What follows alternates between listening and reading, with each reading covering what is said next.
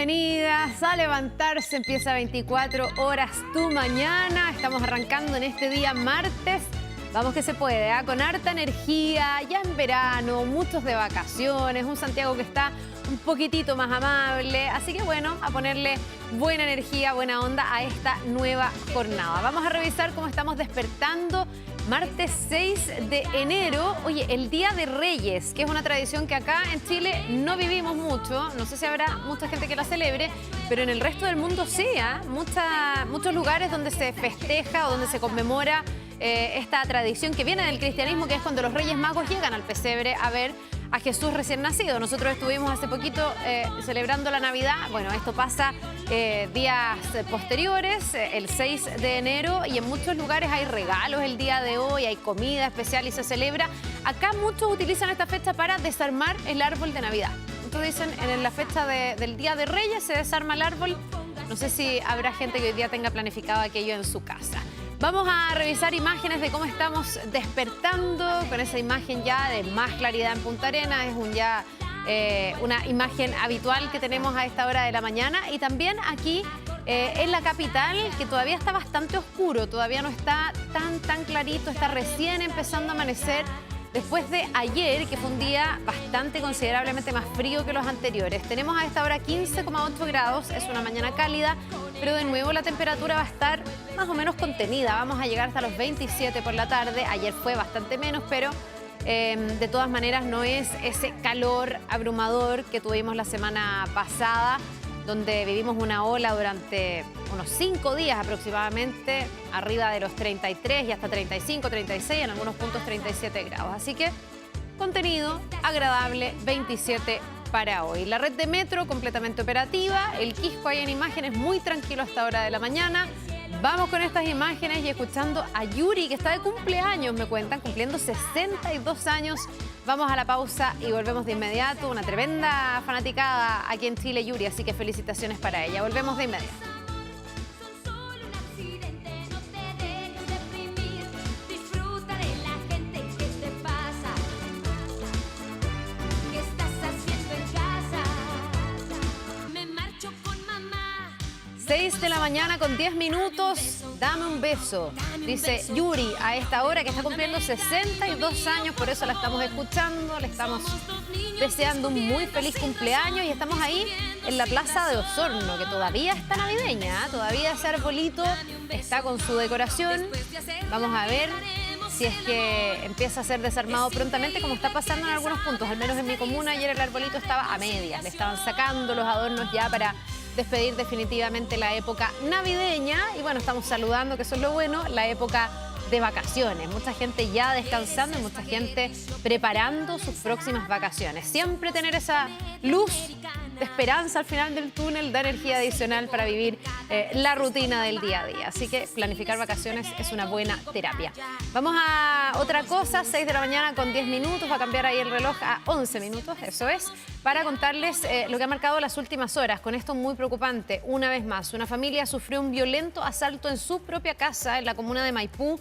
Delincuentes armados irrumpieron en el hogar e incluso golpearon al dueño de casa. Vamos con Fabián Collado, que nos va a contar todos los detalles. Hola Fabián, buenos días.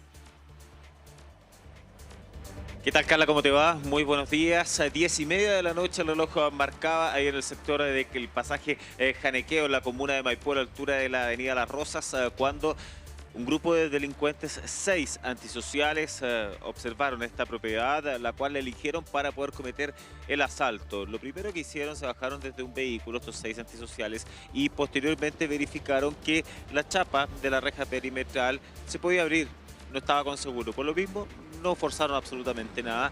Y luego, también corroboraron que la puerta podían romperla, entre comillas, de manera fácil. Ya a patadas la derribaron para poder ingresar, para poder acceder hasta el interior de esta propiedad que ustedes están observando en pantalla. Así es como este núcleo familiar inmediatamente puso sus miradas en lo que estaba sucediendo, que había gente intrusa que estaba accediendo y claramente era un asalto que era inminente lo que iban a protagonizar. Antisociales que se fueron y la emprendieron en contra del dueño de casa. En paralelo, su esposa junto a la hija de 7 años, se encerraron en un baño. ¿Para qué? Para no ser víctimas de estos delincuentes. ¿Por qué? Porque es el dueño de casa el cual enfrentó a estos antisociales, los cuales lo golpearon en reiteradas ocasiones con la empuñadura de una pistola en su cabeza. Así, estos delincuentes fueron muy violentos, incluso hubo un momento de desesperación por parte de la mamá junto a su hija cuando escucha algunos disparos y que esto fue percibido que a su marido le estaban haciendo daño, que incluso lo podrían haber baleado. Afortunadamente eso no ocurrió de todas maneras. En paralelo se llevaron diversos artículos del hogar y también un vehículo. Estos delincuentes se arrancaron en dirección desconocida. En estos instantes lo que se sabe es que la PDI, la Brigada de Robos, está a cargo de la investigación. Nosotros les comentábamos de estos disparos que se percibieron, habrían sido percutados de un arma a fogueo, con la misma que habrían utilizado estos delincuentes para poder golpear con la empuñadura en la cabeza de la víctima. Así es como ustedes están viendo los vestigios de este violento asalto que ocurrió durante las últimas horas. Turbazo nuevamente en la comuna de Maipú. Vamos a revisar declaraciones. Habrían escuchado disparos en el lugar y sería obviamente correlacionado con la narración de la víctima, que habría visto a uno de los individuos que portaban arma de fuego y el uso de esta. Ocasionan daños en la ventana del inmueble, forzando de esta manera la puerta de ingreso y de esta manera logrando el acceso al domicilio afectado.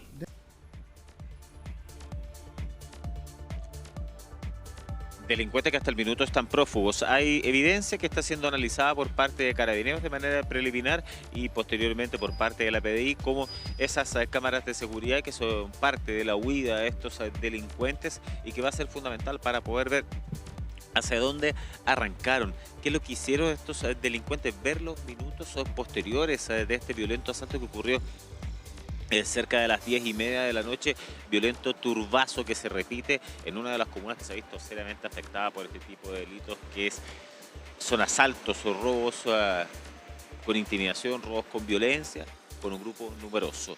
Vamos a revisar otras informaciones. Nos trasladamos a una comuna aledaña, a la comuna de Cerrillos. Claro, porque es el camino de Melipilla. Estamos hablando de la avenida Pedro Aguirre Cerda, a la altura de Lo Errázuriz. Y si ustedes están viendo en pantalla cómo un grupo de delincuentes, es una encerrona, está clarísimo este registro a través de un teléfono celular. La parte posterior, el vehículo de la víctima; la parte delantera, el vehículo de los delincuentes. Y ustedes ven ahí como la víctima es quien cae al piso, y es porque estos antisociales le bloquean el paso a la afectada, una mujer que iba sola en su vehículo, la bajan, la tironean en buen chileno, y así es como en punta de la intimidación es como la botan al suelo, y es de esta forma, mediante la violencia, que estos delincuentes la dejan abandonada en el lugar, sustraen el vehículo y arrancan en dirección desconocida. Ella comienza a pedir ayuda. Sin ir más lejos, hay diversos edificios desde lo que es el Parque Bicentenario, el ex aeropuerto Los Cerrillos. Ahí, desde ese lugar, es donde fueron captados estas imágenes que ustedes están viendo en pantalla y subidas a las plataformas de denuncias. Por lo mismo, así es como hay registros de estos delincuentes. Del vehículo no se ha sabido absolutamente nada. Le hemos consultado a Carabineros respecto a esta situación. Todavía no tienen claro la denuncia netamente tal respecto a este caso, pero de todas maneras están recopilando los antecedentes, por lo que tenemos entendido, en torno a cámaras de seguridad. Hay diversos antecedentes que tienen que ser analizados producto de esta encerrona, y que no se descarta netamente tal de que pueda tener vínculos con el caso anterior de la comuna de Maipú. No se descarta que pueda ser una banda que esté realizando tour delictual. Eso no es que esté confirmado, pero tampoco puede ser descartado de plano. Por eso es que la víctima, lo que se sabe al menos de este caso, es que se encuentra afortunadamente en buenas condiciones de salud luego de este asalto que protagonizó en el sector de Lo Errázuriz con el ex camino a Melipilla o la avenida Pedro Aguirre Cerda. De todas maneras, así es como son las laceraciones netamente tal las que habría sufrido producto de esta caída, pero sin ir más lejos, aquí también lo que se está analizando si es que hay menores de edad involucrados o no en esta encerrona que aconteció durante las últimas horas. Por ejemplo, el rostro de los delincuentes y otros análisis que tiene que ver carabineros y diversas indagatorias en torno a esta nueva encerrona que ocurre ahí en la comuna de Cerrillos. Sí, 2 delitos que hemos tenido que informar bastante en el último tiempo. El robo en lugar habitado, que en algún momento como que había bajado, pero ahora ha vuelto de la mano de los turbazos, y también las encerronas, que lamentablemente tampoco han logrado ser erradicadas. Vamos a ver en qué quedan ambos casos, ambas investigaciones. Muchas gracias, Fabián, y hasta un ratito más. Nos vemos. Nos vemos. 6 de la mañana con 18 minutos. Vamos a revisar otras noticias que marcan la agenda. Hoy serán formalizados los 2 imputados de la brutal golpiza que terminó con la vida de Cristóbal Miranda, un joven de 20 años atacado durante una fiesta de Año Nuevo en Talcahuano. Tras días de investigación, el OS9 de Carabineros logró la detención de los sospechosos en Concepción y en San Pedro de la Paz por su presunta responsabilidad en el crimen. Finalmente serán 2 los formalizados. El ataque ocurrió en el centro de eventos Espacio Marina, donde la víctima fue brutalmente golpeada después de una discusión. Pese a los esfuerzos médicos, Cristóbal falleció el pasado sábado debido a la gravedad de sus lesiones. La Fiscalía buscará acreditar la participación de los imputados en un caso que ha causado profunda conmoción en la región del Biobío. Y a 6 años de su muerte, la justicia dio a conocer el inédito fallo que acredita el acoso laboral sufrido por la TENS Karin Salgado, cuyo caso dio origen a la conocida Ley Karin. El segundo juzgado civil de Chillán acogió la demanda en contra del Servicio de Salud de Ñuble, el que condenó por daño moral y el pago de 60 millones de pesos, estableciendo la responsabilidad del Hospital Clínico Herminda Martín en el tal. Aunque el Servicio de Salud apeló al fallo y aún debe pasar por la Corte de Apelaciones, la familia y sus cercanos valoran la sentencia, que califican como un triunfo póstumo para Karin Salgado. Y el Tribunal Calificador de Elecciones proclamó oficialmente a José Antonio Kast como presidente electo de Chile. En la sede del Tricel se realizó la ceremonia en la que el futuro mandatario llegó acompañado de su esposa y próxima primera dama, María Pía Adriasola, además de sus hijos y parte también de sus asesores. El acto también estuvo con la presencia de presidentes y representantes de partidos, tanto del oficialismo como de la oposición. Sin embargo, el Partido Comunista se restó de esta actividad. José Antonio Kast lo había invitado, el Partido Comunista invitó en realidad a todos los partidos. Finalmente Lautaro Carmona decidió no asistir. El Tricel declaró válido y ajustado en derecho el proceso electoral, y el presidente electo agradeció al organismo jurisdiccional, como también la asistencia de quienes serán en el futuro la oposición. En una ceremonia histórica, la ministra Gloria Ana Tevesit va a asumir hoy formalmente la presidencia de la Corte Suprema, convirtiéndose así en la primera mujer en liderar el máximo tribunal en sus 202 años de historia. La ceremonia de investidura va a contar con la presencia del presidente Gabriel Boric, el ministro de Justicia Jaime Gajardo y las máximas autoridades del país. Tevesit, quien llega al cargo tras una votación unánime del Pleno, va a asumir el mando por el periodo 2026-2027. Se espera que en su discurso inicial trace una hoja de ruta para su gestión marcada por desafíos en probidad, transparencia y la modernización de los procesos judiciales a nivel nacional. Y el río Mapocho ha sido declarado oficialmente humedal urbano. El Ministerio de Medio Ambiente oficializó esta declaración, una medida que protege más de 600 hectáreas de la ribera a lo largo de 13 comunas aquí en la capital. El hito, calificado como histórico, establece un nuevo marco de protección para preservar este ecosistema clave frente al avance de la urbanización. La resolución es fruto de años de trabajo conjunto entre municipios, organizaciones sociales y el gobierno. Ahora, el río, desde Lo Barnechea hasta Padre Hurtado, va a contar con herramientas legales para frenar rellenos ilegales, proteger su biodiversidad y mejorar la calidad de vida de los vecinos de toda la región metropolitana. 6 de la mañana con 22 minutos. Les vamos a contar también que los fondos de pensiones cerraron el 2025 con su mejor desempeño en 6 años, logrando rentabilidades positivas en todos los multifondos. El fondo A, que es el más riesgoso, lo sabemos, lideró las ganancias con un 14,89%, seguidos por el fondo B con un 13,14%, impulsado por el auge de la inteligencia artificial y los mercados tecnológicos globales. Por su parte, los fondos más conservadores, el D y el E, también repuntaron con retornos de 10,47% y 8% respectivamente, beneficiados por el control de la inflación y la baja en las tasas de interés local. En total, el sistema administra hoy activos por más de 239.000 millones de dólares, consolidando un año récord para el ahorro de los trabajadores. Y tras conocerse los resultados de la PAES, el Ministerio de Educación entregó un balance sobre el proceso a nivel nacional.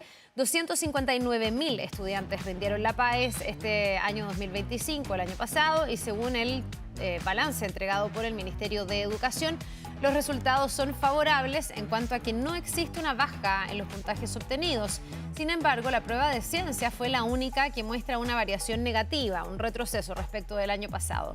Por cuarto año consecutivo se entregaron las distinciones a las trayectorias educativas. Este año se reconoció a 292 personas con 325 distinciones. 41 de ellos participaron en el tradicional desayuno, lo estamos viendo ahí, junto al presidente de la República en La Moneda.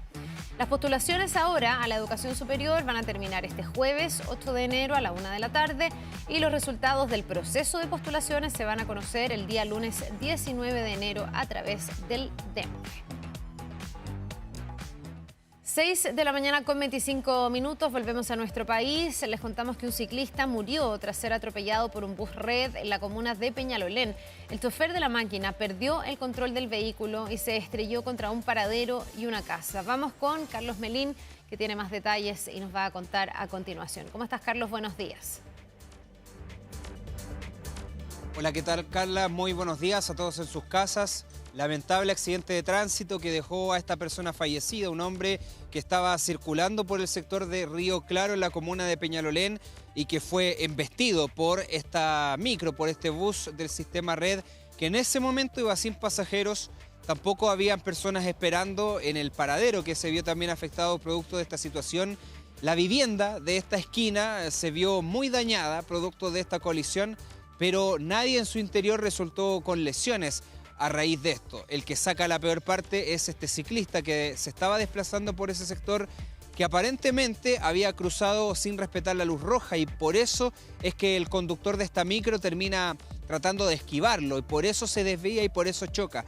Esos son los antecedentes que maneja Carabineros, esos son los relatos que recibió la policía de los testigos de ese sector, y también muchos vecinos de esa zona dicen que existen varios accidentes porque suelen los conductores no respetar el cruce de semáforo de ese sector, y que constantemente, si no son accidentes, son frenadas y diferentes inconvenientes en relación a lo que ocurre en esa esquina en particular. Tenemos algunas declaraciones en torno a este accidente de tránsito tan lamentable que pasamos a revisar de inmediato. Que me iba a asomar para ver y veo a la micro ya que iba entrado. Solamente vi cómo caían las cosas y reaccioné a ver a mis perritos, porque no veía a mis perros donde estaban. Gracias a Dios estaban bien. Esto se veía venir hace mucho rato, porque como se le llama, esta es la esquina de la muerte. No respetan. Aquí llegan y cruzan, esto no es primera vez. Nosotros hace como un mes y medio, yo con mi hijo íbamos al colegio y nos pasó casi lo mismo.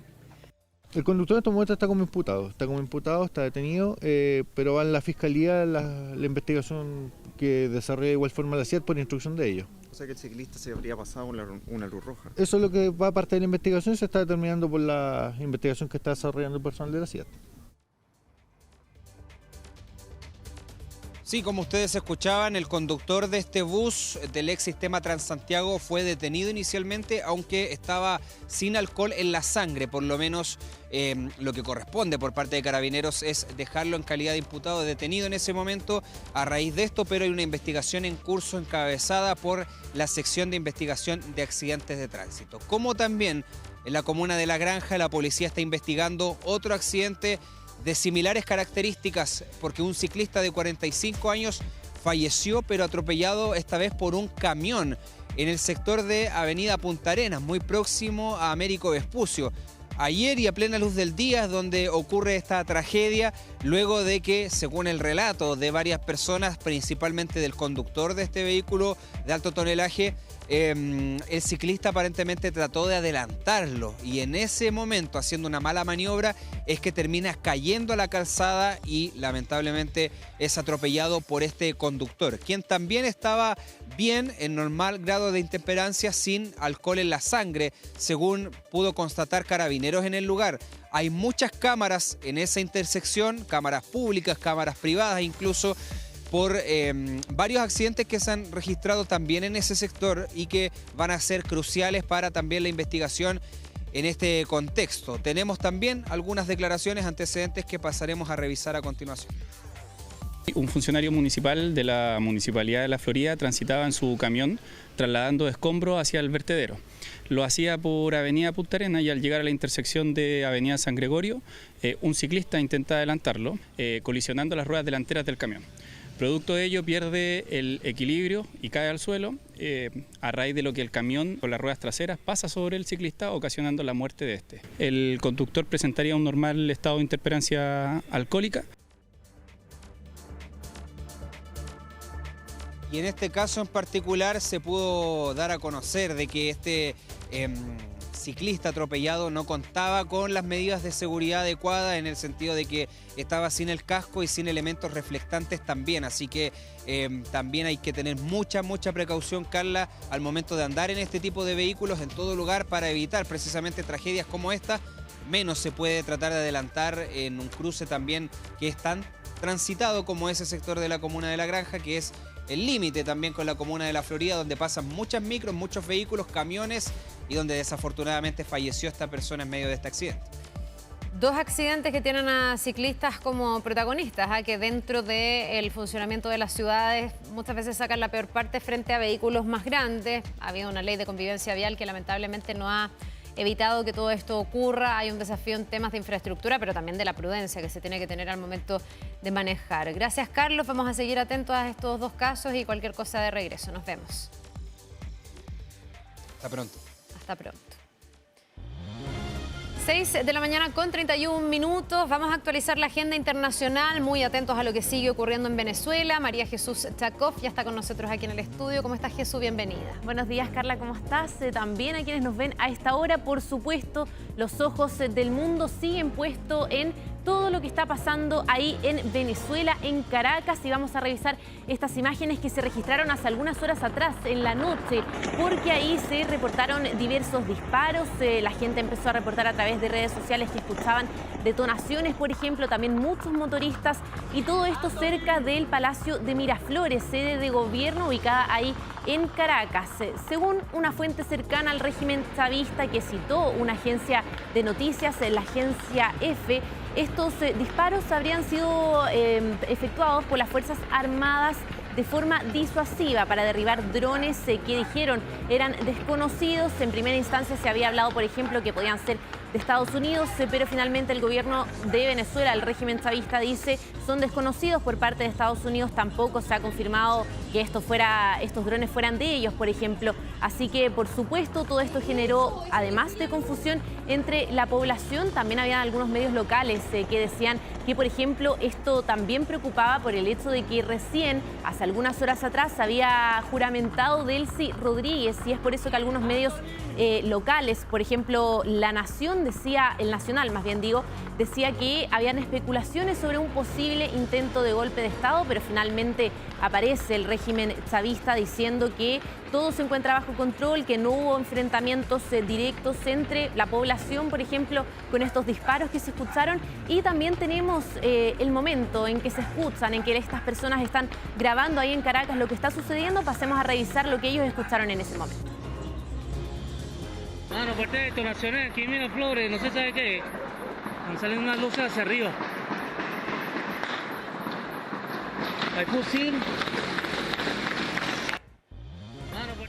Bien, ahí entonces esos momentos de preocupación que vivieron los ciudadanos venezolanos ahí en Caracas, drones que estaban cerca del Palacio Miraflores, que finalmente generan esta situación, disparos, detonaciones, que finalmente el régimen chavista dice que no provocó mayores altercados, que no hubo enfrentamiento y que finalmente está todo tranquilo, y también han dicho todo en paz. Parte de lo que se registró ahí ayer en las calles de Venezuela durante la noche, por supuesto en momentos que todavía están muy tensionados y también con vistas a cómo va a empezar también a funcionar la administración del régimen chavista, ahora con Delcy Rodríguez a la cabeza. Por supuesto también sabemos con detrás, por decirlo de alguna manera, con Estados Unidos ahí también, que ha dicho que va a administrar a Venezuela.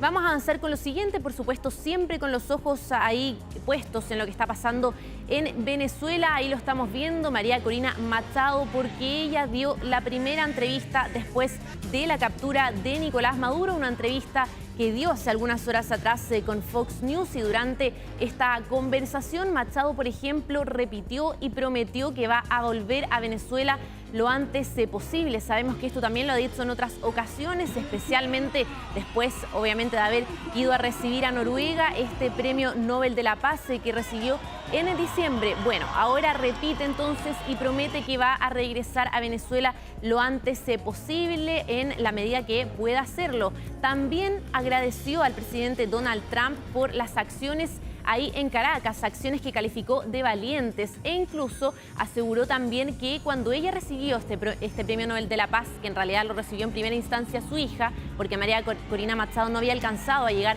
a Noruega ese 10 de diciembre, ella dice que en ese momento también se lo había dedicado al mandatario estadounidense, a Donald Trump, porque creía que en ese momento, el 10 de diciembre, él ya se lo merecía. Y ahora en la entrevista dice, imagínense ahora, haciendo referencia por supuesto a que se merece con aún más razón este Premio Nobel de la Paz el presidente Donald Trump, el mandatario de Estados Unidos. Tenemos parte de las declaraciones que dio María Corina Machado, escuchemos lo que dijo. El 3 de enero pasará a la historia como el día en que la justicia derrotó a la tiranía. Es un hito, y no solo es importante para el pueblo venezolano y nuestro futuro, sino que creo que es un gran paso para la humanidad, para la libertad y la dignidad humana. Ahí entonces parte de los segundos de esta primera entrevista que da María Corina Machado después de la captura de Nicolás Maduro y su esposa ahí en Venezuela. También, por supuesto, se refirió a Delcy Rodríguez, ya lo decíamos, la presidenta ahora encargada de Venezuela con esta presidencia interina. La tildó como una de las principales arquitectas de la tortura, la persecución y la corrupción, y también el narcotráfico ahí en Venezuela. Una entrevista que, por supuesto, está generando ahí conversaciones, reacciones, principalmente por las declaraciones respecto a lo que se refirió a Donald Trump, y también porque es la primera que da después de la captura de Maduro. Sí, porque siguen las dudas respecto de qué rol puede llegar o no a jugar María Corina Machado después de que Donald Trump la saca un poquitito del juego. Se le preguntó de esto si ella había hablado con Donald Trump. Dice que la última vez que hablaron fue en octubre y más que eso no ha habido. Efectivamente, la oposición venezolana a través de ella y Edmundo González no sabían de este operativo de Estados Unidos, pero ahora la pregunta es, en el fondo, si van a jugar algún rol en algún momento. Ella dice que quiere volver a Venezuela, pero tampoco sabemos cuándo. Lo que está en duda de si es una buena o mala estrategia por parte del gobierno de Trump, que no ve condiciones para que ella y Edmundo González puedan liderar hoy día Venezuela, con el chavismo todavía en el poder, con toda la institucionalidad a favor de ese régimen. Pero hay quienes dicen que también debería empezar a involucrarlos de alguna manera, pensando en el futuro y en la eventual transición democrática que pueda tener ese país. Claro, y estas declaraciones de María Corina Machado también haciendo tanta alusión a Estados Unidos, dándole también tantos créditos sobre esto, choca un poco con lo que vimos las primeras horas después de la captura de Maduro, en que Donald Trump le hizo una especie de desaire a María Corina Machado y justamente decía que no tenía el piso suficiente o el respaldo suficiente dentro de Venezuela para, por ejemplo, comenzar a liderar ahí después del derrocamiento de Nicolás Maduro. Sabemos que ahora entonces está Delcy Rodríguez por mientras a la cabeza, y también se ha dicho que no van a haber elecciones dentro de los próximos 30 días. Eso es lo que también han dicho por parte del gobierno de Estados Unidos. Vamos a revisar ahora también lo siguiente que llega desde Venezuela. Son estas imágenes sentidas, por supuesto, imágenes tristes que llegan desde esa zona ahí de Venezuela. Son los momentos en que una familia despide a una adulta mayor que falleció en medio de estos ataques que se registraron el sábado en la madrugada por parte de Estados Unidos sobre Venezuela. Sabemos Caracas y también otras zonas cercanas. Estos ataques fueron dirigidos a objetivos militares, a distintos fuertes, por ejemplo, pero sabemos también, de acuerdo a lo que se ha informado algunos medios de comunicación, que esto azotó también a, por ejemplo, edificios residenciales o zonas residenciales. Y en esta ocasión, la persona que están ahí en luto, en el fondo, se trata de Rosa González, una mujer de 80 años, residente del estado de La Guaira, y es la misma mujer que el medio The New York Times, este medio estadounidense, informaba horas después de la ofensiva de Estados Unidos, informaba este medio que ella había fallecido, contaba un poco la historia de ella y señalaba que era una de las 40 personas que habían muerto en primera instancia, porque después este medio de comunicación sube esta cifra y dice que son al menos 80 personas las que han fallecido debido a estos ataques de Estados Unidos en Venezuela. Entre ellos, señalaban, había civiles, por supuesto también había soldados, sabemos también que habían, por ejemplo, militares cubanos, pero por supuesto lo que más llama la atención son las personas civiles y sobre todo porque Estados Unidos, por parte del gobierno de Donald Trump, no se ha hablado hasta el momento respecto a las víctimas civiles de estos ataques ahí en Venezuela y simplemente se han remitido a informar que no hubo bajas estadounidenses, así que por lo menos con estas imágenes también que llegan desde Venezuela, que dan distintas agencias de noticias, se entiende y se informa que hubo víctimas civiles debido a estos ataques de Estados Unidos ahí en Venezuela. Bien, pues vamos a seguir actualizando la información. Vamos a ver cómo viene el día hoy en Venezuela para ir actualizando junto a ti en un ratito más, María Jesús. Nos vemos. Que estés muy bien. 6 de la mañana con 40 minutos. Ponga atención a las siguientes imágenes. Esto es realmente impresionante. Un conductor en total estado de ebriedad manejó en plena pista del aeropuerto Carriel Sur en Talcahuano a gran velocidad. El sujeto fue detenido. Imagínense lo que podría haber sido esto con lo sensible que es la operación del control aéreo. Vamos con Cristóbal Vera, que nos va a contar todos los detalles. ¿Cómo estás, Cristóbal? Buenos días. ¿Qué tal, Carla? ¿Cómo estás? ¿Cómo están? Muy buenos días. Tú ya lo decías, una imagen bastante insólita la que ustedes ya pueden ver en pantalla. Cómo esta persona, sin ningún escrúpulo, ¿no? Podríamos decir, ingresa justamente hasta el aeropuerto Carriel Sur en Talcahuano, justamente protagonizando toda esta situación allá en la región del Biobío. Un hombre que llegó en estado de ebriedad conduciendo este vehículo, que ingresa hasta la losa del aeropuerto, pasando incluso entre medio de los aviones, esquivándolos también, se podría decir, justamente ahí, en ese lugar del aeropuerto. Tomó de manera sorpresiva a todos los trabajadores que se encontraban a esa hora operando. Justamente esto ocurre cerca de las 6 de la mañana del día domingo, plena madrugada, justamente cuando los trabajadores, también todos los funcionarios de la Dirección General de Aeronáutica Civil, se ven sorprendidos por el ingreso justamente de esta persona que pasa a llevar todos los protocolos de seguridad, ingresa a toda velocidad, a exceso de velocidad, justamente a este aeródromo, sorprendiendo entonces a todas las personas que se encontraban en ese momento en las dependencias del terminal aéreo. Al ingresar ahí, esta situación es advertida justamente por los funcionarios, por la Dirección General de Aeronáutica Civil, por lo que se inicia una breve persecución que dura bastante poco, pero se inicia esta persecución cuando ya esta persona huye, trata de escapar del aeródromo, pero finalmente es capturado, es retenido por parte de los funcionarios del aeropuerto, ahí a la espera hasta que llegara Carabineros. Al llegar los funcionarios policiales pueden corroborar que esta persona justamente se encontraba bajo los efectos del alcohol. Más allá, se encontraba derechamente en estado de ebriedad. Esta persona posteriormente pasó a control de detención, a formalización también de cargos allá en el juzgado de garantía de Talcahuano. ¿Qué resolución se tomó? Justamente debido a la gravedad también de los actos de esta persona que ingresa a toda velocidad hasta el aeropuerto Carriel Sur. Se le quita la licencia, quedó con la licencia de conducir completamente suspendida y también con la medida cautelar de arraigo nacional, algo que claramente genera la preocupación por parte de los pasajeros también, considerando que habían aviones ahí operando, justamente pasa entre medio de los hangares, se podría decir, este vehículo entre medio de los aviones. La imagen es bastante también elocuente, cómo esta persona pasa entre medio de los aviones en los hangares, esquivando también todos estos aviones. Pues bien, tenemos declaraciones por parte de algunos pasajeros que claramente muestran su preocupación, su molestia, también su indignación frente a actos como este que pueden poner en peligro justamente también el despegue de los aviones ahí en la losa, en plena losa del aeropuerto Carriel Sur. Escuchemos esas declaraciones. Me parece demasiado imprudente del conductor, pero igual veo que hay poca seguridad en el aeropuerto. De hecho, si entró un vehículo así y corre el riesgo la persona que está y más que nada las personas que andamos bien. Al momento de nosotros ingresar también nos piden muchos documentos para ingresar nosotros al área de los vuelos. Entonces, ¿cómo un auto puede ingresar directo de la calle? Ya me parece muy sospechosa eso, que no esté resguardado toda la noche o todo el día. Gravísimo, porque es una área restringida y que se meta en auto así. O sea, extraño, a lo menos extraño.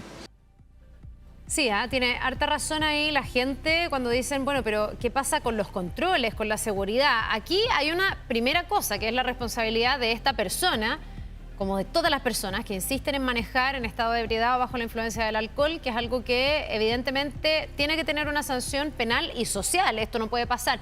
Pero además un aeropuerto, Cristóbal, debiese estar resguardado de esta y de otras situaciones que pudieran poner en peligro a los pasajeros, la operación de los vuelos. Esto podría haber terminado peor si es que ese auto choca, por ejemplo, con un avión que esté llegando, con un avión que esté saliendo. Entonces, ¿qué dice? No sé si hay una versión oficial del aeropuerto.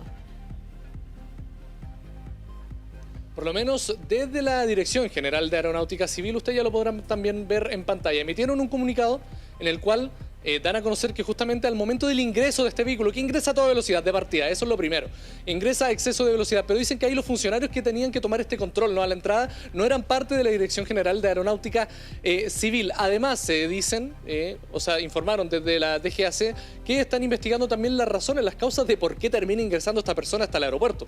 Carriel Sur puede ser, ¿no?, una de las hipótesis también que entregaron desde Carabineros, que podría ser que claramente bajo los efectos del alcohol, bajo este estado de ebriedad, esta persona no tomó quizás no tenía conciencia de que estaba ingresando hasta el aeropuerto Carriel Sur, que estaba en medio de la losa, que estaba pasando entre medio de los aviones incluso. Pero claro, toda esta situación después es advertida por parte de las autoridades que están ahí presentes.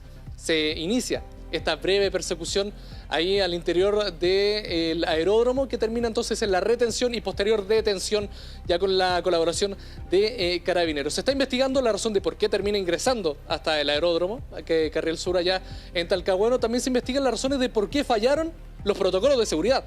¿Por qué finalmente esta persona logra ingresar? Algo que no debió haber pasado desde el inicio, considerando que se pasan allá los protocolos de seguridad y que entra a una zona completamente prohibida, a un área restringida del terminal aéreo. Pues bien, todo eso bajo investigación. Lo que sabemos entonces hasta ahora es que esta persona quedó con su licencia de conducir suspendida a raíz de este acto temerario, podríamos también calificarlo, y también con la medida cautelar de arraigo nacional. Todo esto por haber ingresado entonces a toda velocidad y bajo estado de ebriedad hasta el terminal aéreo Carriel Sur allá en Talcahuano, en la región del Biobío, Carla. Claro, una situación que deja sobre la mesa una especie de vulnerabilidad del aeropuerto que obviamente preocupa. Ojalá se pueda subsanar para que algo así no se repita, pero además se pueda aclarar la situación y veamos qué va a ocurrir con esta persona absolutamente irresponsable. Muchas gracias, Cristóbal. Con una alerta, ponga atención, porque hay como a lo mejor un deseo de estar más quemadito, más bronceado, pero esto puede tener riesgos porque el Instituto de Salud Pública alertó sobre el consumo de pastillas autobronceantes. Es un aviso a tener en cuenta considerando que estamos en plena temporada de verano. ¿Cuáles son los riesgos? ¿Cómo funcionarían estas pastillas autobronceantes? Dani Linares, tú tienes todos los detalles y nos vas a contar. Te escuchamos. Buenos días. Claro, Carla, porque si exponerse al sol de forma directa tiene riesgos para la salud, consumir medicamentos para cambiar el tono de piel tiene riesgos aún más severos. Vamos a conversar de aquello junto a Lía Hochmann, dermatóloga de la clínica alemana, porque partando de la base que estos medicamentos no están autorizados, ¿no? Pero hoy día hay una conversación quizás fuera de lo normal a través de internet, de plataformas que comercializan estos productos que son bastante riesgosos. Sí, hola Dani, muchas gracias por la invitación. La verdad es que nos ha llamado profundamente la atención la aparición y comercialización de estas píldoras, o que también se pueden presentar en forma de gotitas para consumo oral, que prometen entregar un tono más bronceado, entre comillas, a la piel sin mediar exposición solar, cosa que puede sonar atractiva inicialmente, pero la verdad es que ninguna de estas presentaciones de sustancias de uso oral están autorizadas ni por el ISP ni por la FDA, porque la verdad es que tienen riesgos que son potencialmente muy relevantes. Por ejemplo, pueden depositar pigmentos que se llaman cantasantina en el ojo de manera permanente a nivel retiniano, pueden alterar la salud hepática, producir daño hepático, además de reacciones alérgicas y entregar un tono anaranjado a la piel. Doctora, ¿qué hace este medicamento o esta pastilla propiamente tal? Porque se comercializa, imagino que surte el efecto, ¿no?, de cambiar el tono de piel. La verdad es que sí, en general varía la composición y la verdad es que uno no puede confiar que la composición declarada por quien los importa sea lo que realmente se está promocionando, pero lo que tienen es una mezcla de licopenos y luteínas, que son sustancias antioxidantes, además de carotenoides, que son sustancias derivadas de vegetales que tienen este color naranjo y que actúan depositándose a nivel cutáneo y a nivel ocular, pero la verdad es que el tono que dejan es un color más bien anaranjado, no un color similar a los efectos del sol, y además tienen el riesgo de depositarse de manera permanente a nivel retiniano, entonces, que es uno de los pigmentos que se llama cantasantina. Doctora, yo le decía al inicio del contacto, exponerse de forma directa al sol produce riesgo en el largo plazo con enfermedades incluso como el cáncer a la piel. En este caso en particular, estos efectos se pueden manifestar de forma inmediata con el consumo de estas pastillas. Exactamente, o sea, si bien nosotros no recomendamos esperar a que la piel cambie de color de manera fisiológica o fisiopatológica a través de la exposición solar, esta tampoco es una manera razonable de lograr un cambio de color de la piel. Interesante aquello porque podría parecer, si usted les decía, quizás cumplir con los efectos deseados, ¿no?, de cambiar la coloración de la piel, pero esto es un efecto y muy riesgoso, ¿no?, para la salud. Es riesgoso y estéticamente no va a ser tampoco muy bueno el resultado porque, como te digo, lo que producen es un tono anaranjado que en general a la gente no le gusta, particularmente a aquellas personas que tienen la piel más blanca se va a notar más un pigmento que es un pigmento exógeno y que no da un color similar a lo que produciría la exposición solar. Por otro lado, ninguna de las dos maneras, ni mediante suplementos orales, ya sea en gotas o en pastillas, ni mediante la exposición solar, consideramos que sea un proceso seguro. Doctora, con estas pastillas o estos productos, ¿no?, que se venden por internet, hoy día las personas se pueden encontrar con aquello. ¿Cómo detectar que finalmente están o no autorizadas, si están o no dentro de lo que hoy día consideramos como un medicamento seguro? Eso es una muy buena pregunta y la verdad es que estamos viendo muchísimo comercio informal. Lo que antes se daba en la calle, en las veredas, ahora se está dando a través de redes sociales y por internet, en que hay personas que quizás no necesariamente con mala intención, pero comercializan productos sin pasar por los controles regulares del ISP. Y la verdad es que hasta el mejor de mis entendimientos, ninguno de estos suplementos para bronceado oral están aprobados ni por la autoridad local, que es el ISP, ni por la FDA, que es la agencia de Estados Unidos. Y en ese sentido, yo con el nombre de este compuesto o lo que fuera, en el rotulado quizás, podría yo consultar a través del ISP, ¿cierto?, en su base de datos y chequear si que esto tiene o no alguna autorización, si se puede o no comercializar. Exactamente, pero además, en general, el consejo es que la gente compre en comercios establecidos. En este caso, que se dirija a la farmacia y elija dentro de los suplementos que están disponibles, siempre mediando un consejo médico de por medio, porque no porque una cosa sea natural está exenta de riesgos. Particularmente las vitaminas y los suplementos que son liposolubles, eso quiere decir que se disuelven en grasas, en general tienen un riesgo hepático significativo y es por eso que estos pigmentos carotenoides son riesgosos a nivel hepático, particularmente en gente que tiene condiciones de salud asociadas, pero en general son riesgosos para la población general porque nadie está libre de que se produzcan estos depósitos retinianos que pueden afectar la visión o causar ceguera nocturna de manera permanente. No vale la pena. Es interesante esto, doctor, porque los suplementos muchas veces tienen ese gancho, ¿no?, de ser naturales y la gente los consume porque los compra en un canal formal, entiende que al ser naturales no causan algún efecto, pero no son inocuos, ¿no? Esto tiene que tener alguna supervisión médica. Exactamente. En general, no hay una equivalencia entre ser natural y ser seguro. Va a depender de la composición y en general hay que aterrizar la información general que se da a la situación particular de salud de cada usuario.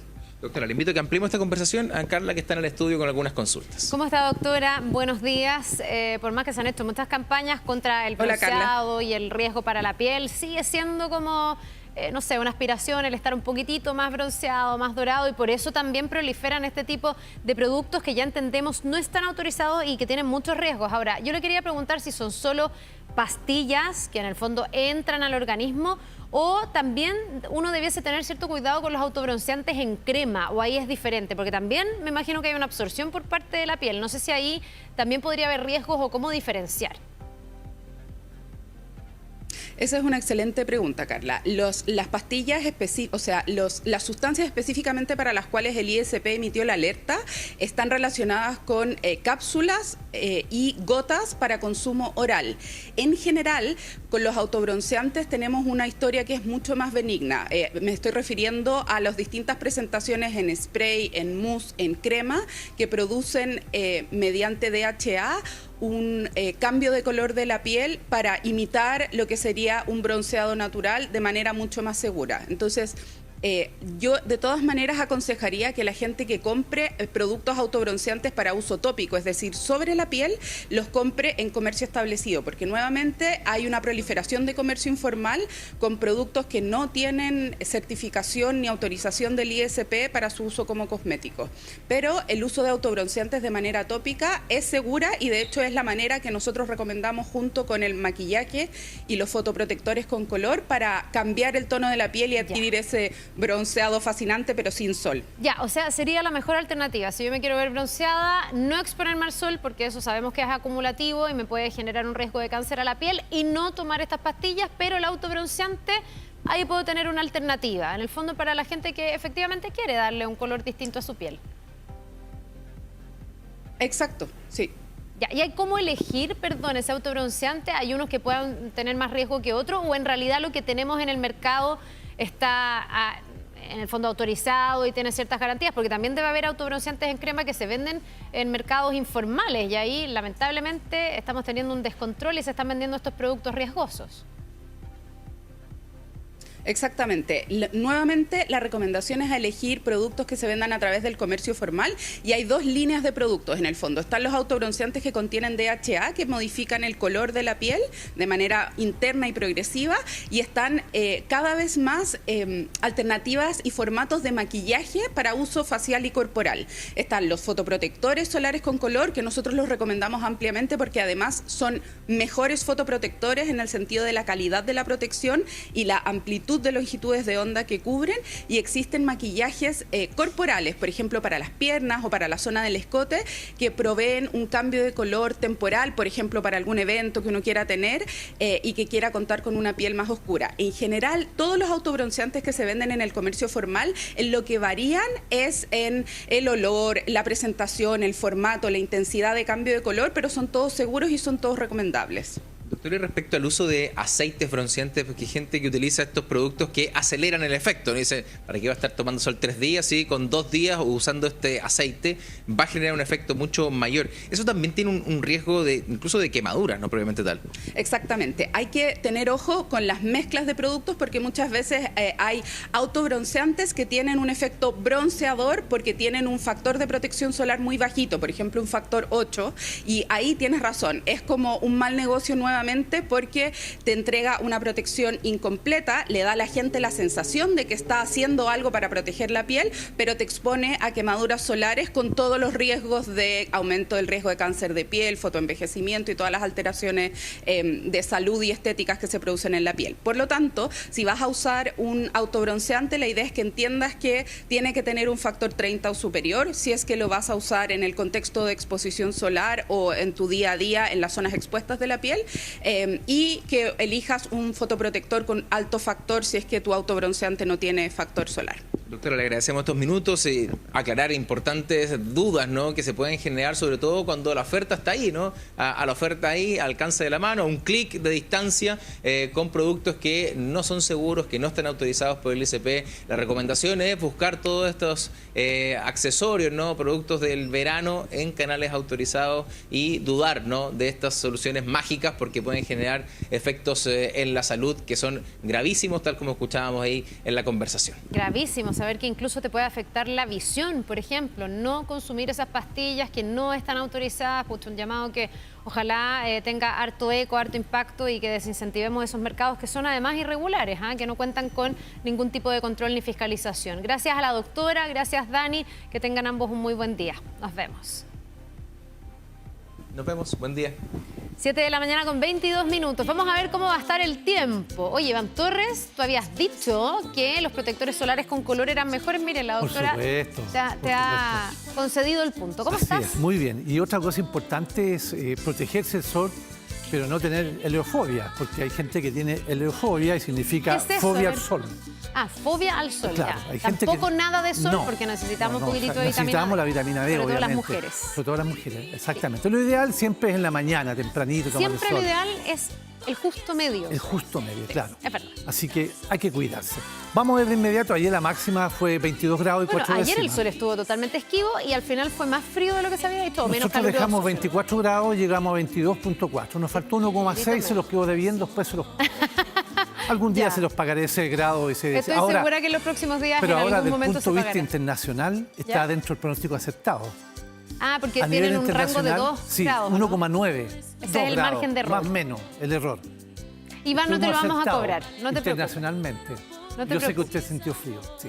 Alcanzamos Estuvo a decir que había ayer que, no sé si abrigarse, pero no andar tan desabrigado. No, claro. Ponerse algo Una liviano. Yo jornada anduve igual con un fresca. chalequito liviano. Una Yo soy muy jornada friolenta. fresca. Bien, veamos detalles para el día de hoy porque está muy estable el país. De hecho, la alta presión sigue dejando temperaturas bastante gratas acá en la región de Aysén. Estamos hablando de unos 24 grados, por ejemplo, para Coyhaique. A propósito, el domingo, más de 36 grados fue la máxima en Puerto Vara. Oye, no sé. Bueno, ayer Chile Chico iba a tener 30 y tantos. Sí. Se va a tender a normalizar Tiende esta a ola de bajar. calor De que hecho, ha tenido el ayer sur. también Aysén tuvo temperaturas muy altas, especialmente Coyhaique, comienzan a bajar. Pero no tanto, porque se van a mantener sobre los 20 grados. Hoy día 24 grados, mañana probablemente baje un par de grados, pero el día jueves y viernes nuevamente retoman los 24 grados. Eso yo en lo esa encuentro zona. bien preocupante porque ahí hay zonas de glaciares que evidentemente con estas altas temperaturas se Efectivamente, afectan. sí. Así que esta alta presión tiene para rato. Por el momento los sistemas frontales se encuentran bloqueados. Este sistema frontal va a dejar más que nada nubosidad en la zona austral los próximos días. Hay precipitaciones sí en Magallanes, pero son precipitaciones que van a estar presentes durante la mañana. Ya en la tarde incluso baja la intensidad, también baja la intensidad del viento. El gradiente, o sea, estas líneas no están tan apretadas como en otras oportunidades, donde se puede apreciar líneas muy apretadas, es viento fuerte. Ahora están entre 60 y 70 kilómetros como máximo, ¿ya? Y eso es en la tarde. Pero acá continúa obviamente la zona estable, sin embargo la vaguada costera ya no está, así que hoy día se acaba esa nubosidad que tuvimos ayer. Oye, y y hoy se día acaba, también está cubierto. se pero acaba están acá y en el litoral. Porque veíamos También. una imagen hace un ratito del Despeja. Quisco donde ya estaba apareciendo algo de Sí, sol. va a despejar. Por fin, porque han sido varios días. Va a despejar, de incluso nubosidad. La Serena va a despejar con una máxima de 22 Mira, grados. ahí que se es ve, ya bastante se están grande. como disipando esas nubes. Sí, ¿no? ya están disipando ya. Así que Qué bueno se para acaba los este veraneantes. ciclo para la gente que está de verano. Buenas noticias. Oye, Iván, hay Sí. un mito popular que ¿Cuál? supongo que es mito, que lo encuentro tan entretenido, que dicen que los 12 primeros días del año muestran cómo va a estar el tiempo durante los 12 meses del año. ¿Y qué pasa si yo estoy en Arica? ¿Quién lo inventó? No tengo idea. ¿Qué pasa si estoy en Arica? ¿Eso es válido? Supongo, porque como esté Arica estos 12 días, va a estar Arica en los 12 meses, ¿o no? Entonces significaría que... No soy una Claro, experta claro. en esta teoría, No, pero esos son mitos. es un Son mito. Sí, Ya. son mitos. Como el mito de la hormiga. Y cuando hay muchas hormigas viene un invierno Nosotros duro. estudiamos las hormigas durante varios años, el comportamiento junto con un meteorólogo que ya no está con nosotros. Ay, no es cierto, yo No, juraba que sí. un saludo para él, que está arriba ya, Eugenio Campos, un sinóptico de los mejores que hemos tenido en Chile. Hicimos el estudio de la hormiga y no llegamos a ninguna conclusión que tuviera una forma científica. Porque en el fondo, que la hormiga es laboriosa siempre, Sí. venga un invierno lluvioso, venga un Igual invierno están. seco, Claro. igual. Probablemente si hay Trabaja, lluvia trabaja, desaparecen para poder guarecerse, pero siempre están. No hemos llegado a ninguna conclusión. Si usted Pucha, o tiene sea, no alguna tenemos conclusión, predictores así. cuéntemela, por favor, porque yo no la tengo. Manden sus teorías. Manden sus teorías 24 acerca de la horas su hormiga. mañana. Pero si hay pronóstico, bueno, otra vez mencionábamos los grillos, las ranas, Ah, existen, verdad, que eso tú dijiste sí, pues esas ahí cosas se existen. También cuando las insectos. reses, las vacas especialmente, el ganado, se apiña en el sur, es porque hay tormentas. Ahora, yo no sé, Eso porque en sí. el campo la gente le duele una rodilla y sabe cómo va a estar el tiempo. Entonces Bueno, es también que, hay una obviamente, sabiduría popular sí, no, que eso yo es, respeto. no, eso es verdad, eso es porque los cambios de presión. ¿Viste?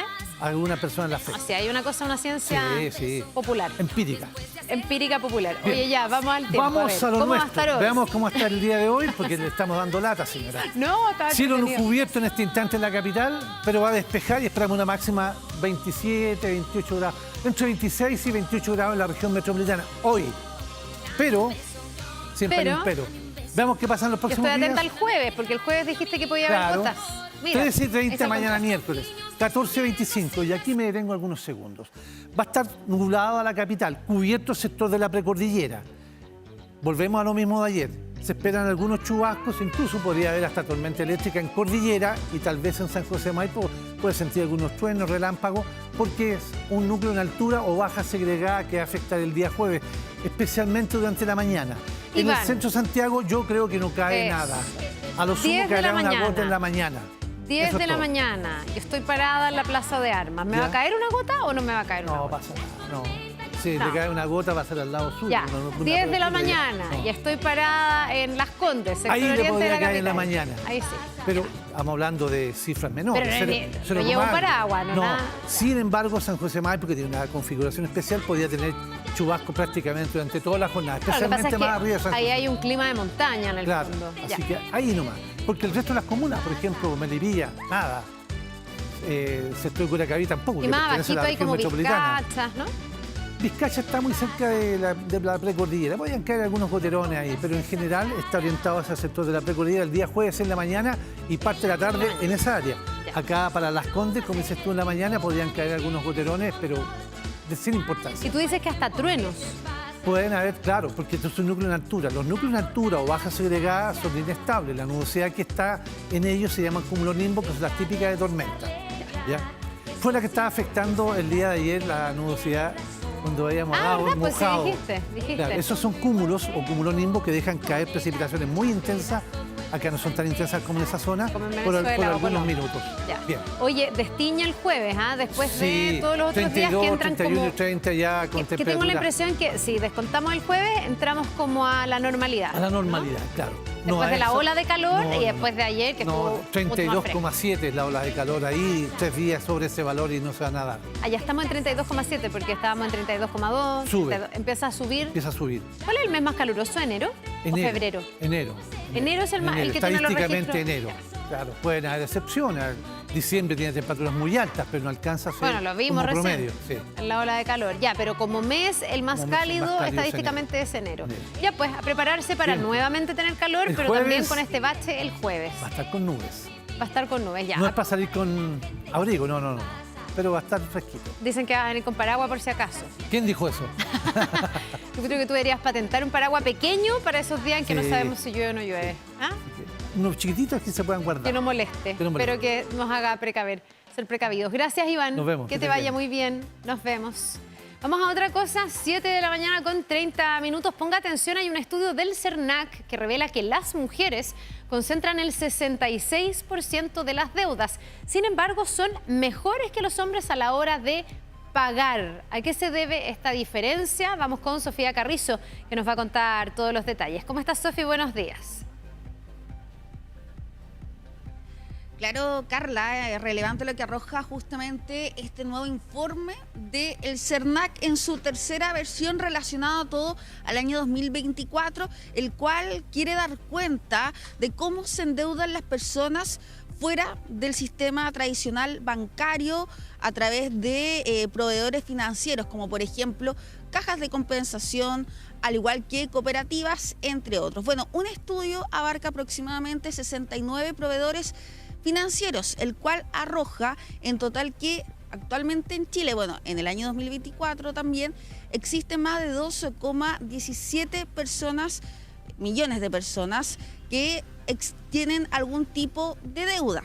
Y cuando hablamos de ese total, el 15% tiene algún nivel de morosidad y el 7,6% tiene ya retrasos que superan los 90 días. Pero no solamente se quiso abarcar en este estudio el comportamiento de las personas con deudas en estas proveedoras financieras, sino que también en la perspectiva de género. Y justamente arroja que las mujeres tienen una mejor comportamiento que los hombres, pero antes de dar todo el detalle sobre eso, hablamos con mujeres de cómo se comportan frente al crédito. Pasemos a escuchar sus declaraciones. La crédito ahora y después ya la pagarla, viene vacaciones también, típico que usáis, endeudáis. No somos de tomar las mejores decisiones, hemos sido material para que ya aprendan igual de nosotros nuestro rol, entonces obviamente que hay más templanza, hay más calma, hay más cuidado. Que la mayoría de las mujeres están siempre como contando el peso, preocupadas, que, bueno, si hay hijos con mayor razón, te fijas de no meterse en lío. Las mujeres solemos ser bien como proyectadas en el tiempo, ¿no? Estar mirando como varios pasos adelante. Ahora, yo me imagino que esto es bien contradictorio en el sentido, Sofía, de que hay otros estudios que también constatan que para las mujeres hay muchas más barreras a la hora de pedir créditos, a la hora de poder solicitar algún dinero que te permita pagar las cuentas, porque una cosa es cuánta deuda hay, pero me parece que este dato de que pagan las deudas. En el fondo, claro, tienen deuda, pero las pagan, es súper interesante y ahí sería súper arbitraria esa discriminación, en el fondo, de que a las mujeres les cueste más acceder a los créditos y a las ayudas económicas de ese tipo, ¿no? Claro, y justamente es uno de los puntos que abarca este estudio del CERNAC, debido a que del total las mujeres representan solamente el 85% de los hombres deudores. Y esto se ve reflejado a raíz de que cuesta mucho más, existen más barreras para poder acceder al crédito. Pero lo que sí detalla de que al momento de solicitarlo, la tasa de morosidad en comparación a los hombres es mucho más baja, se retrasan menos al momento de pagar, pero también tienen menos castigos y procesos judiciales en cuanto a este tipo. Además, también hay que considerar que existen en las mujeres mayores tasas de operaciones refinanciadas, que se llega a un cierto acuerdo, pero aún así, en comparación a los hombres, es mucho mejor el comportamiento en torno a este tipo de créditos. Mira, antes de seguir dándoles el detalle, tenemos también las declaraciones por parte de expertos del CERNAC que dijeron a raíz de este estudio. Pasemos a revisar también esas palabras. Las mujeres tienden a ser un poco más conservadoras, más prudentes al momento de acceder a un crédito, que en este caso es menor, y tienen una menor tasa de morosidad y el monto del crédito.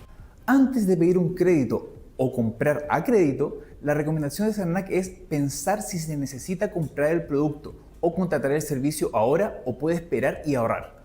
Además, es importante comparar los distintos productos antes de solicitarlo.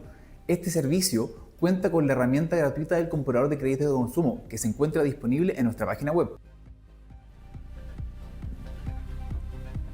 Claro, y bueno, ahí daban el detalle en torno a dónde se puede encontrar este estudio a través de la página del CERNAC, pero relevante de lo que se arroja en esta tercera versión en torno al 2024. Lo que sí me faltó destacar, que el 78% de los hombres, las mujeres en este caso, también tienen deudas mucho más bajas. Así que también ahí se puede hacer un poco más también la comparación en torno a esta perspectiva de género y, como lo comentaban en un principio, el de la deuda total acumulada, el 66% de los hombres en total son mujeres. Así que ahí, bueno, ahí se da cuenta más que nada cómo es el comportamiento frente al crédito en torno al género y da cuenta finalmente que las mujeres se atrasan menos, pero también son un poco más ordenadas y probablemente van viendo en torno a lo que se necesita justamente en el momento, quizás viendo, como tú lo mencionabas, Carla, algo no tan largo, quizás algo un poco más específico al momento de solicitar un crédito a estas proveedoras financieras. Ya, bueno, vamos a ver si contar con este tipo de estudios permite que se bajen esas barreras de acceso al crédito por parte de las mujeres. Y hay otra cosa que han constatado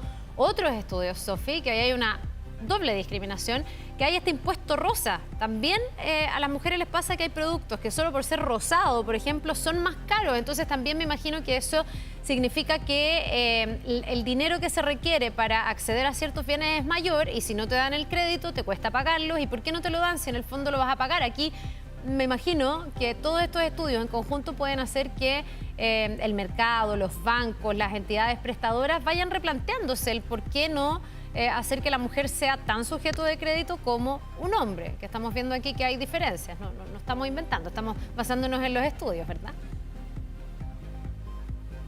Claro, o sea, esto igual da cuenta de la situación actual del país, hay que ver cómo también da para este año 2026, hay que recalcar que esto es el 2024, cómo fue el año 2025 y si esto se puede ir avanzando para disminuir estas brechas y que sea todo un proceso igualitario al momento de solicitar este tipo de créditos, tanto para mujeres como también para hombres. Bien, Sofía, muchas gracias por toda esta información, que tengas un muy buen día, nos vemos. Tú también, Carla, adiós. Gracias, chao. Banco Estado es emoción para todos y cada uno. Preventas y descuentos exclusivos para millones de clientes. Banco Estado.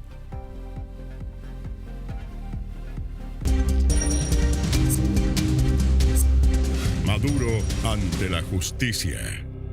7 de la mañana con 37 minutos. Vamos a las noticias internacionales. María Jesús Chakov ya está con nosotros aquí en el estudio de regreso. Jesús. Buenos días, ¿cómo están? Claro, porque los ojos, por supuesto, estamos todos atentos a lo que está pasando ahí en Venezuela y en los distintos puntos. Por ejemplo, también Nueva York, lo que pasa también en la frontera con Colombia. Y lo que vamos a revisar son estas imágenes que llegan desde Venezuela, que llegan desde Caracas, porque hubo drones que estuvieron sobrevolando cerca del Palacio de Miraflores, que es la sede del gobierno ubicado ahí en Caracas, y a raíz de esto se generó toda una situación que por supuesto preocupó a los ciudadanos venezolanos residentes de esa zona, también a las autoridades del régimen chavista. Se empezaron a escuchar, por ejemplo, disparos, como lo estamos viendo ahí en las imágenes, también algunas detonaciones, también se reportaban, por ejemplo, en redes sociales muchos motoristas en las calles, también funcionarios del gobierno, por ejemplo, y es por eso que se generó toda esta preocupación. Finalmente, ¿qué fue lo que ocurrió? El régimen chavista salió diciendo que habían sido drones que no conocían su origen en el fondo, y es por eso que estos disparos fueron hechos por las Fuerzas Armadas de manera disuasiva para derribar justamente estos drones desconocidos que estaban sobrevolando ahí el Palacio de Miraflores, lo que generó, por supuesto, mucha confusión entre la población. Incluso algunos medios locales, por ejemplo El Nacional, describían la situación como una situación por supuesto preocupante y que dio lugar a especulaciones sobre un posible intento de golpe de Estado. Todo esto a raíz de que horas antes, recordemos que Delcy Rodríguez, la nueva presidenta interina de Venezuela, había juramentado ahí en la Asamblea Nacional, y es por eso que se empezaron a dar estas especulaciones respecto a que, claro, horas después de este juramento de Delcy Rodríguez se registraron estos disparos, detonaciones, se generó esa preocupación si es que podía ser un intento de golpe de Estado, de acuerdo a lo que mencionaban los mismos medios locales de Venezuela. Sin embargo, todo eso se descartó, y de acuerdo a lo que ha dicho el régimen chavista, las autoridades, es que estaba todo ahora normalmente y en paz, de acuerdo a lo que han dicho las autoridades. Tenemos el momento en que las personas salieron de sus casas a grabar ahí lo que estaba ocurriendo y el momento de preocupación que vivieron. Escuchemos ese momento. Mano, fuerte detonaciones aquí en Miraflores, no se sabe qué. Están saliendo unas luces hacia arriba. Hay fusil. Bien, ahí entonces parte de ese momento de alerta, de preocupación por parte de los ciudadanos. Finalmente, ya lo decíamos, todas las preocupaciones respecto a algo más grave por parte del régimen chavista, por lo menos, se descartaron y dijeron que simplemente habían sido disparos disuasivos por estos drones desconocidos que estaban ahí sobrevolando el Palacio de Miraflores. Ya lo decíamos también, están los ojos puestos no solamente en Venezuela, sino que también en otros puntos, en Nueva York, pero también en la frontera de Colombia con Venezuela, en la ciudad de Cúcuta. Las autoridades han reforzado la seguridad militar. Davor Yaranovich está en el lugar y nos cuenta cómo se está viviendo en estas últimas horas lo que está pasando ahí en la frontera de Colombia con Venezuela. Sí, ¿cómo les va? Muy buenos días, qué gusto saludarlos. 5 de la mañana con 40 minutos acá en la frontera de Cúcuta con San Antonio de Táchira, la frontera entre Colombia y Venezuela, hasta ahora con muy poco movimiento. Esto va a ir aumentando progresivamente. De hecho, llama mucho la atención respecto a anoche cuando hacíamos el último despacho con lo que pasa el día de hoy. No está militarizada la frontera hasta ahora, estamos esperando que lleguen las tanquetas militares para colocar los militares en este lugar que hacen una suerte de disuasión.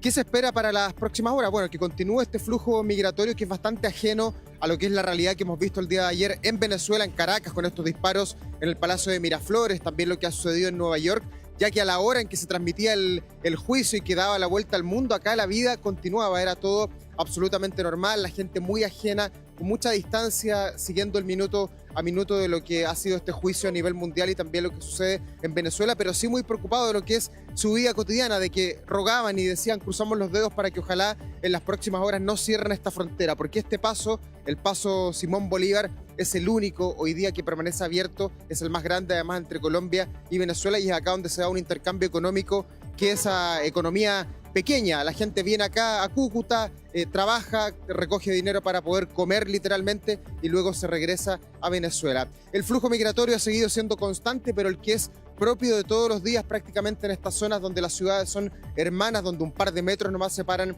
el territorio venezolano con el territorio colombiano, porque claro, sigue apretando el zapato, la economía, el dinero, esa es la preocupación de las personas que miran hoy día todavía con mucha distancia lo que pueda pasar con Delcy Vergara, con el chavismo, con Nicolás Maduro. Importa el día a día y eso es lo que está puesto sobre la mesa. Escuchemos algunas declaraciones que captamos ayer tempranito con las personas que intentaban cruzar esta frontera. Hay mucha celebración, pero a la vez hay misterio, porque no se sabe, o sea, no se sabe qué va a pasar, no se sabe qué va a hacer, no se sabe nada.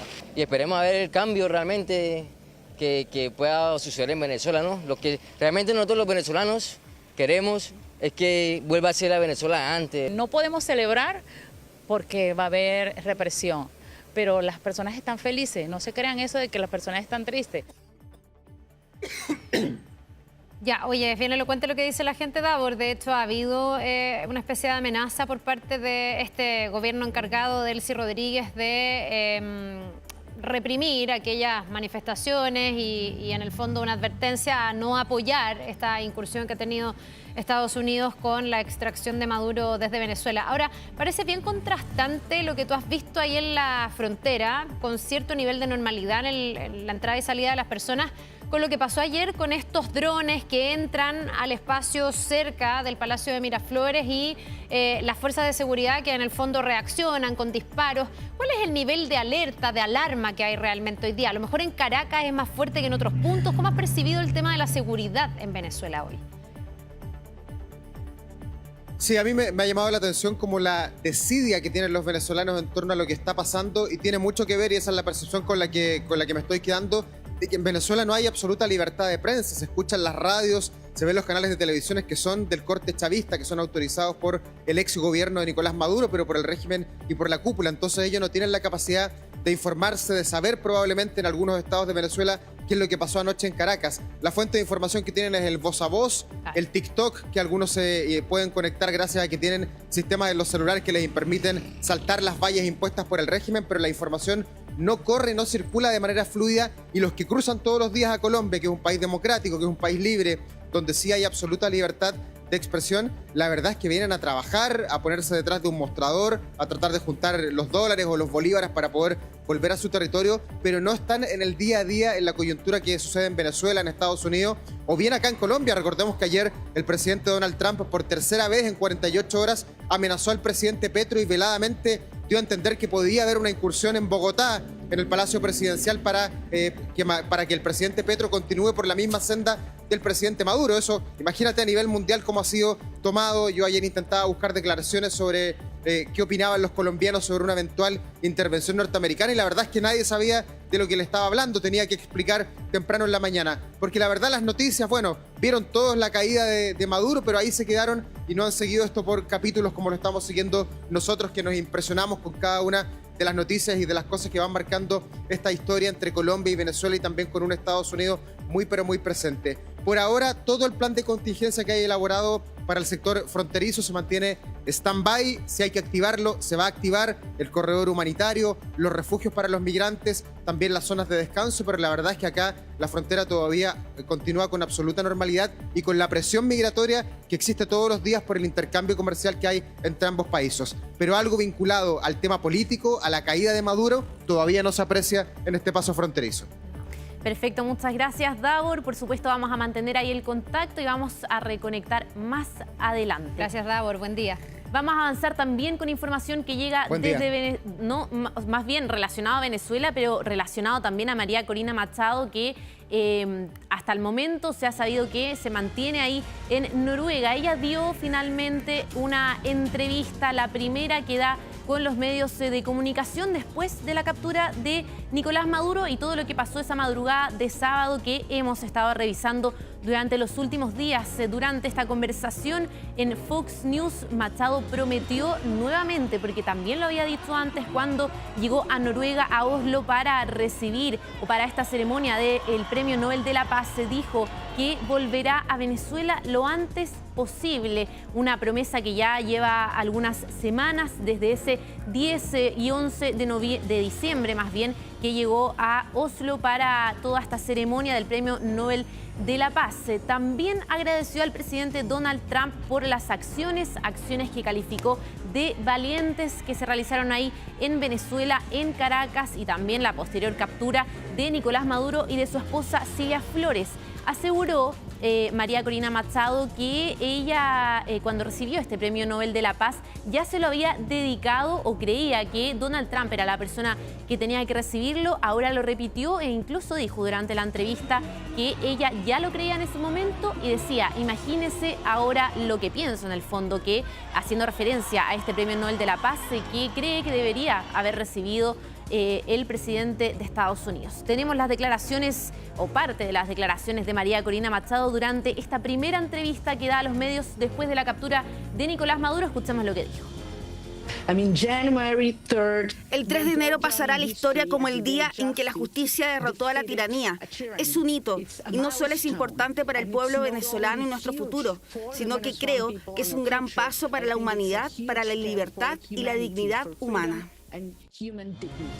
Bien, parte de sus declaraciones, entonces, en la misma entrevista también cuestionó a Delcy Rodríguez, recordemos, la mujer que ahora está a la cabeza del régimen chavista, que juramentó durante la jornada de ayer ahí en la Asamblea Nacional, que ahora ejerce como presidenta interina o presidenta encargada de Venezuela, por supuesto con Estados Unidos, que también ha dicho que va a administrar el país. Bien, María Corina Machado dijo y la tildó como una de las principales arquitectas de la tortura, la persecución, la corrupción y también del narcotráfico y de lo que estaba sucediendo ahí en Venezuela. Son parte de las declaraciones que dio entonces María Corina Machado en esta primera entrevista con los medios de comunicación después de lo ocurrido durante la madrugada del sábado en Caracas, en Venezuela. Y también decíamos que estamos también atentos a lo que está pasando en Nueva York. Nicolás Maduro pasó su tercera noche en el centro de detención de Brooklyn, ahí en Nueva York. Valentina Reyes ha estado reporteando toda esta situación, toda la formalización que se generó ayer. Valentina, ¿cómo estás? Y cuéntanos también, por supuesto, lo último que se ha vivido ahí en Nueva York respecto a Nicolás Maduro y su esposa. Hola Jesús, ¿cómo están? Buenos días.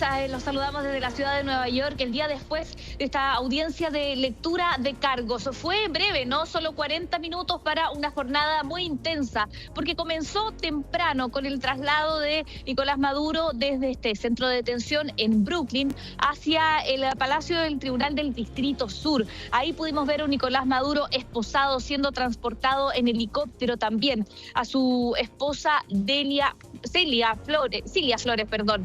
En medio de toda esta audiencia donde solo se podía entrar con papel y lápiz, lo que supimos es que Maduro dijo que era inocente. Dijo: soy inocente, soy el presidente de Venezuela y soy un prisionero de guerra. Esa frase es considerada por abogados, especialistas, abogados acá norteamericanos especialistas en el derecho, por supuesto, de Estados Unidos, que es una estrategia judicial, ¿no? Para que sea considerado, capturado bajo una acción militar y no bajo el amparo de la ley, que es lo que lo que han tratado de mostrar las autoridades aquí en Estados Unidos. Lo que dicen: él era un prófugo de la justicia, tiene cargos por narcotráfico, por narcoterrorismo, y nosotros lo fuimos a buscar para que enfrente la justicia. Además, señalando que tiene cargos desde el año 2020 en adelante, más los cargos que se presentaron ahora. Y siempre decíamos en una audiencia de lectura de cargos, finalmente ese no se concretó. Si un acusado quiere, se podían leer todos los cargos, o sea, se podía leer todo el documento con cargos contra Nicolás Maduro,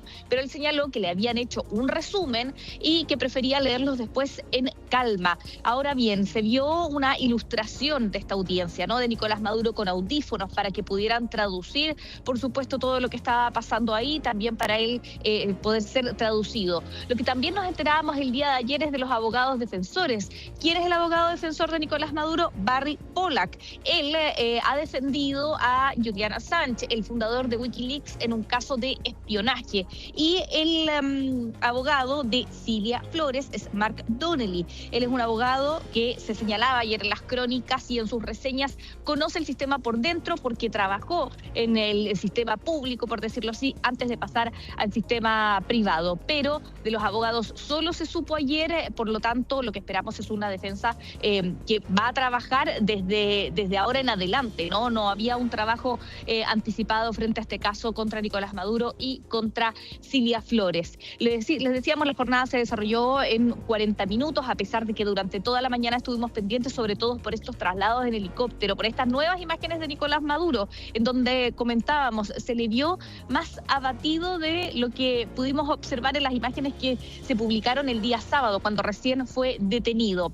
Otro punto importante, les decíamos, fue trasladado con esposas, ¿no?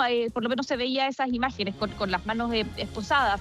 Ya en la audiencia nos contaban quiénes estuvieron adentro. Eso no se dio porque cualquier persona que llega ante esta instancia judicial en Estados Unidos no va esposada, va un poco más libre. Nicolás Maduro, de hecho, en esta intervención que hace, donde le preguntan, ¿es usted Nicolás Maduro? Él se para, dice que es Nicolás Maduro, que es el presidente de Venezuela, y empieza a hablar un poco más. El juez le señala, el juez Alvin Herstein, de quien hemos hablado, 92 años, le dice, esto solo es la pregunta de quién es usted, ya tendrá tiempo usted para hacer sus descargos, pero esto no es la instancia. Pero hablábamos ayer con un periodista chileno que estuvo en la audiencia, Cristian Farías, y él nos decía, ese momento causó bastante impacto. Nicolás Maduro es muy alto, se para, se ve una persona, decía, un poco golpeada, que quizás no pensamos que es un expresidente, pero que en ese momento toma la posición de presidente para tratar de exponer algo más ante el juez, pero esa no era la instancia, porque ayer era una instancia que, según también califica la prensa local,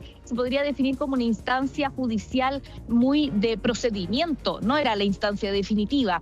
Ahora, también otro punto que nos explicaban, ¿qué es lo que viene para Nicolás Maduro? Claro, él ya pasó su tercera noche en el centro de detención en Brooklyn, centro de detención metropolitana en Brooklyn, y él debería continuar detenido ahí. Pero las acciones judiciales deberían seguir a través de documentos, de presentación de documentos. Por ejemplo, podría pedirse a lo mejor el traslado de un centro de detención, que no sea ese, que sea otro, debido a que se ha señalado que este centro de detención tiene condiciones bastante difíciles.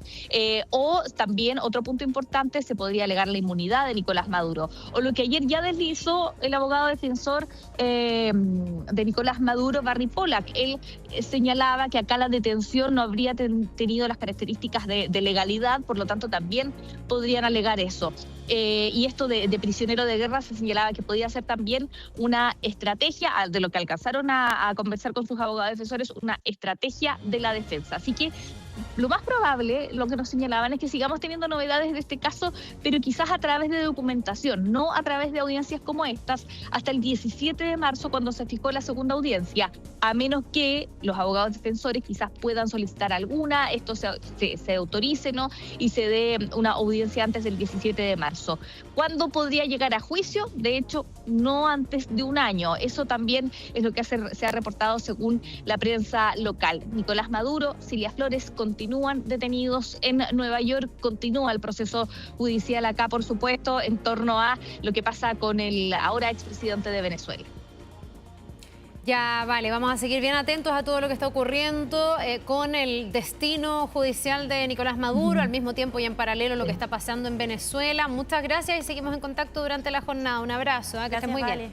Un abrazo. Nos vemos. Buenos días.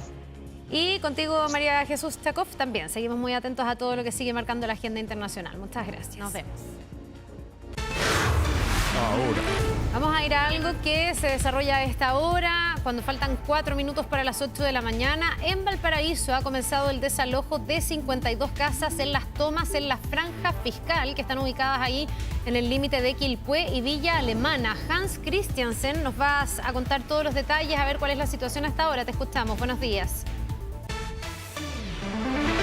Que sí, Carla, ¿qué tal? ¿Cómo estás? Muy buenos días. La maquinaria ya funcionando, la imagen en vivo y en directo de Felipe Arancibia. Estamos hablando de 52 viviendas irregulares, su mayoría, todas prácticamente de material ligero, ubicado en este sector, a un costado del Troncal Sur, una franja que la verdad no tiene nombre, no es un sector que esté regulado y por eso que se le ha denominado una franja fiscal. Aquí, posteriormente, se está planificando que se vayan a edificar viviendas, soluciones habitacionales para más de 200 familias y es por eso la relevancia de poder realizar este despeje. Vamos a conversar bien breve con José Raúl Orrego, quien es el delegado subrogante presidencial del Marga Marga, para que nos ayude a entender un poquito más cómo estaba conformada, delegado, esta toma, que sabemos es bastante reducida, pero era en un sector muy importante para la provincia y para la comuna también.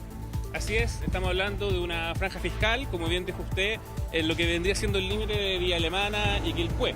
En esta franja fiscal se asentaron 52 viviendas irregulares, la mayoría de ellas conformadas por personas migrantes y en particular tres familias chilenas. Este es un trabajo largo, de una coordinación importante entre el municipio de Villa Alemana, de Quilpué, de la delegación presidencial, por supuesto con carabineros, distintas instituciones. Hoy día también hay veedores del INDH. En fin, se generó todo un operativo para que se realizara. Lo importante de este desalojo es señalar de que muchas familias ya se fueron. Actualmente entiendo quedaron 12 familias, alrededor de 40 personas que también se dispuso de distintos operativos para entregarle la atención necesaria. Ojo que hubo una persona detenida, ¿no?